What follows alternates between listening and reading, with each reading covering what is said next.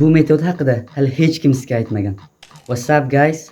Ingliz tilida lug'atlarni yodlayapsiz-u, lekin hech qancha o'tar o'tmas esingizdan chiqib ketyapti. Yoki esingizda bo'lsa ham uni hech qayerda ishlata olmayapsiz.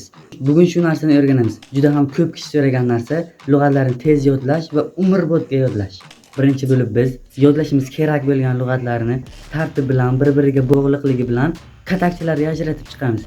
Masalan, idish tovoqlar, vilka, qoshiq, qozon, idish shunaqa narsalarni bitta katakka chiqarib olamiz va u katakka biz nom beramiz. Masalan, oshxona deb nom beramiz.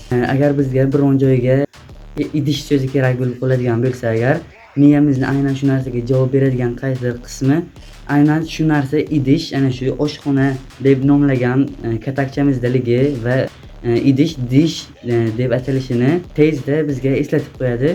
Bu narsa ishlaydigan metod va ko'pgina IELTS 8+ olgan o'qituvchilarni ishlatgan metodi.